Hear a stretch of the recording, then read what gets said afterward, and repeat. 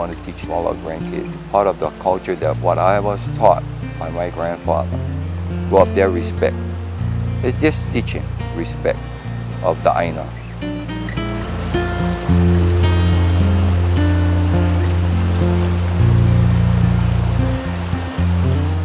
I think we have less my generation.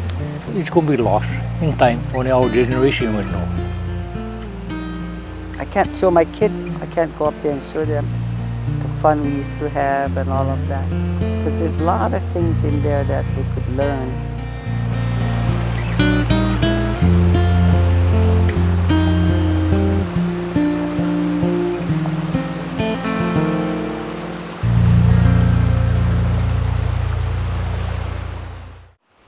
It is a place of great beauty, lush green foliage, and a clear running stream. As you hike in, the canyon walls surround you. They almost swallow you up. At the end of the 2-mile hike, a magnificent waterfall and swimming hole beckons. Kaliuwa'a. Known more commonly today as Sacred Falls, Kaliuwa'a is located in Kaluanui, between Punaluu and Hauula on the island of Oahu. And when it was open, the 1,376-acre state park was popular with both tourists and residents. May 1999, Mother's Day, a busy day at Kaliuwa'a, when suddenly tons of rocks plunged hundreds of feet to the bottom of the falls. 8 people were killed, dozens of others injured. State officials closed the park that day, and it remains closed. This valley has been home to many tragedies.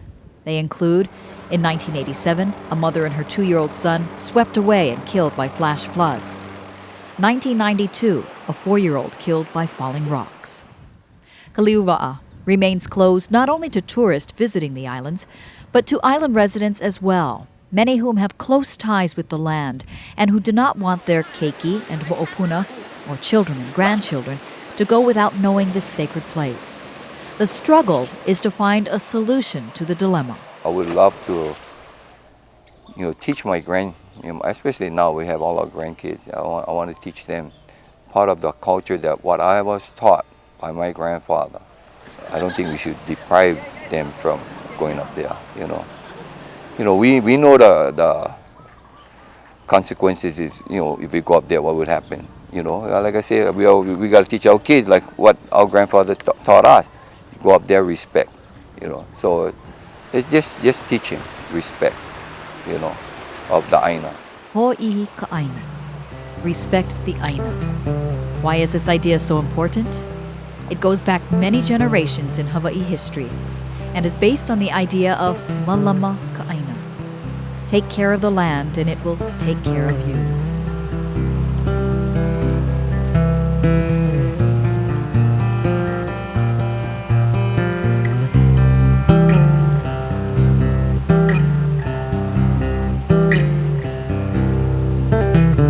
According to Hawaiian legend, Kaliuwa'a was home to the demigod Kamapua'a, half man, half pig. His father, Kahikiula, is the younger brother of Chief Olopana. According to legend, Kamapua'a built his brother's taro, Lo'i, overnight. He would become god of the taro farmers. He is a kupua, a shapeshifter, who can change his body at will.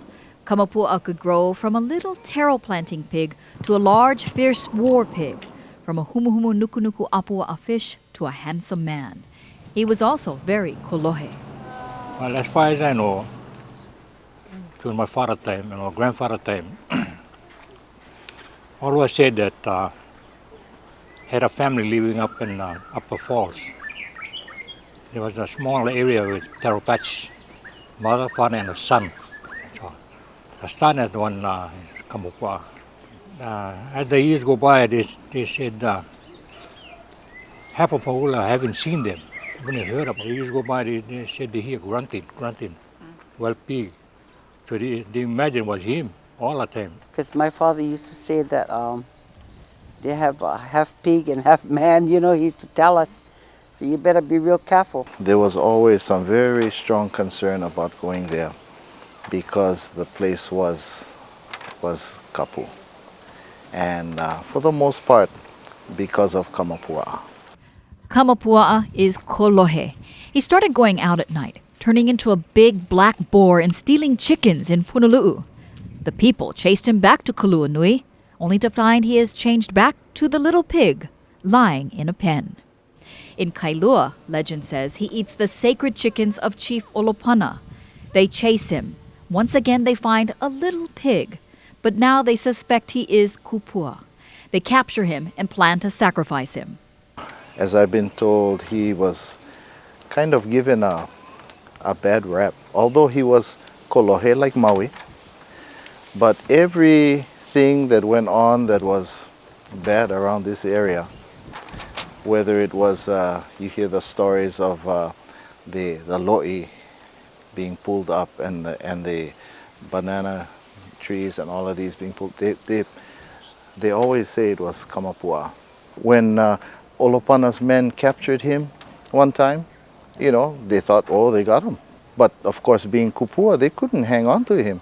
And he took care of them like that. He hated Kamapua, and his goal was to get Kamapua and string him up. At Makali'i Point, his grandmother chants his name chant, and his body gets huge and he eats his capturers. Olopana's army marches Kaliuwa'a. Kamapua goes to the back of the valley. His body becomes very huge. His backbone becomes the furrow in the back of Kaliuwa'a. His family, legend says, crawls up the front of his body and crosses over to Wahiwa and escapes. He is left to face the army of Olopana alone. According to legend, that he stopped the water from flowing, not knowing everybody coming up. But how he did it, we don't know. They said that he put his foot across the stream. Keep coming up, and then when he moved away, and then the flood just came down and flooded all the way down to the beach. Many generations have lost ohana here at Sacred Falls, perhaps not in the numbers we saw in the Mother's Day 1999 rock slide, but still, any life lost is significant. It is their hope that future generations will learn from these experiences, lessons of respect for the kupuna and the aina. They're not a legend in some book. They're not a hearsay from they were someone that is part of our existence today. And not only us, but many others. And so I try to teach them. So I was taught, if you're going up to the falls, just go up to the falls and make sure don't touch nothing. On your way out, you can pick mountain apple fruits, whatever you want. Good to let him know that you come in, that you're not going to do anything wrong. So we put the leaves like everybody else. This is what you put the puaku on top, and that's it. Then even my grandfather and my father tell me, try not to eat. When you come back, then you eat. Everything is there. Mountain apples all over the place. Yeah. So we do that. We put them on the side, go up. Some of us go swim sometime. Like people say, it's just a legend, and I feel it's, it's a legend, but it's still happening in real life. In reality, right now, it's still happening. People thinking it's dead. I don't think so. There was an incident that we went hunting. I used to go inside and help them take care of the cattle and stuff. So when, as I was going in, checking the cattle and stuff, I saw this big, hoof print. And I know it's, big because I used to hunt before. So I used to check it out and I was thinking, this is a big pig in there. So I was thinking, you know what? I'm going to try to get a couple of my friends together, good hunters that I, from the area. It was 4 of us that went up to Kaliuwa'a. And I told them, you know what? There's a big pig inside. We gotta go. We go check it out. Which, like I say, I'm not looking if it was Kamapua. I just looking at the hoof print. It was big, and the track shows going in. So we started to go in that area. Mahe and Eric went in with the dog, and Uncle Saul and myself blocked trail. So as I sat down on that corner over there on that ridge, watching everything, and then that morning was so beautiful. I mean, it was really sunny. It was really nice. I would say 45 minutes to an hour before I heard dog going, yo, yo, yo, yo, it's running. And I was thinking, how come, what's happening? This one was something like we scared them. Right after that, I heard the shot. I heard boom. So I was sitting down. one more shot, boom, saw two shots. And then the weather started to change, started to get overcast. It never take long, started to rain. And then the wind started to pick up. So I was out there in the wind and I was getting cold. And after I hear rumbling sound of, rocks, just, And, I said, wow, what's happening? And then, never take long, the big water started coming down. After they came down, maybe hour and a half, 2 hours later, the first thing I said, where the pig? Because they were standing there and never had nothing. I said, oh, must be something wrong. We just experienced something that, that maybe wasn't right. My had told me this big pig was just sitting on a big rock or, up in an area, looked like he was sitting on a rock. When the dogs approached the pig was, just sitting up with, on the collar, with their front leg was, really, really, really big and, real proud. He said what had happened when the dogs went up, when the dogs got pretty close to him, when the pig went get up to make, to get up and stand up, when the dogs turn around and just pass them on the trail. With it, they came running down the trail, yapping like when somebody, give a dog licking with the tail between the legs, and passed them. So he said he looked up, he saw the pig come, get up, was coming down, the same trail behind the dog. So he said he stepped outside of the trail. The pig came down. He said he cranked his, get his rifle ready. When the pig passed him, he fired the first shot. And then I heard, and he said as fast as he could crank his rifle, he took another shot. He said at the second shot, when he hit the pig, he said the pig crashed into the bush. He said they tried to look for it. There was nothing.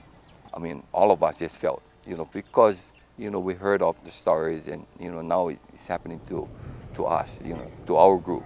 So, as far as I come home and I try to share that with my grandfather. So my grandfather told me the same thing too, that, you guys had experienced something that, you're never going to forget. And I said, yeah, this, until, until I die, I'll never forget this, this experience. Was it myth or reality? Who are we to judge the experiences of others?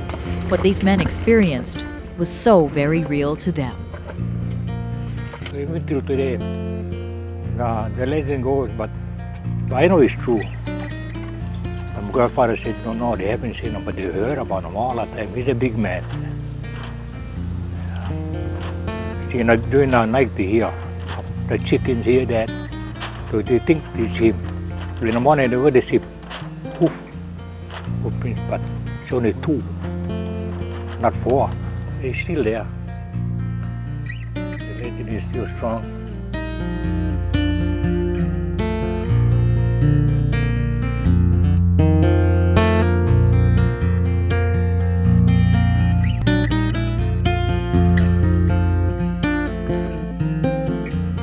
From Kamehameha's time, the land was held by Ka'ahumanu. When she died, it went to her niece Kina'u. It eventually ended up belonging to Ruth Ke'ilikolani, who left her vast lands to Princess Bernice Pauahi Bishop. In the early 1970s, the valley was sold to George Sakota. He went before the Land Use Commission proposing to turn Kaliuwa'a into a resort, much to the dismay of the community. After much community protest, the Land Use Commission denied the zoning request. The community wanted the land preserved. In 1976, Sacred Falls, or Kaliuwa'a, was sold to the state to be turned into a park. Just a few years later, the park opened. The state and tourism industry were quick to let visitors and the public know the lush green valley and cool waterfall was open to all. And they came in great numbers, with as many as 50,000 visitors there each year. After a while, we started to kind of stay away from them. So, just like Sacred Falls wasn't for the locals, it was for the tourists. It became just for tourist attraction instead of for us. I mean, the place is beautiful. It's so green in there. A lot of fern, a lot of different type of trees in there. Oh yes, that was our playground. We used to wait till after school so we could go up there and swim. First pond, we used to call that. And all the kids go up there and swim.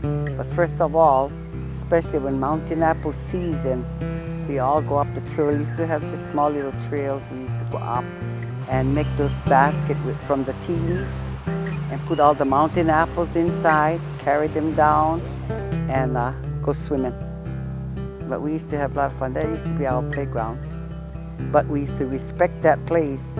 Whenever we crossed the river, we have to put, well, it used to be tea leaf, but you don't get tea leaf all the time right there. So any kind of leaf you could find, you put it on the stone and you put another rock on the top, and then we keep crossing the river like that. My father used to tell us that when we go up there, don't dirty the place up and don't swear, you know, say things that you're not supposed to say, and you'll be all right.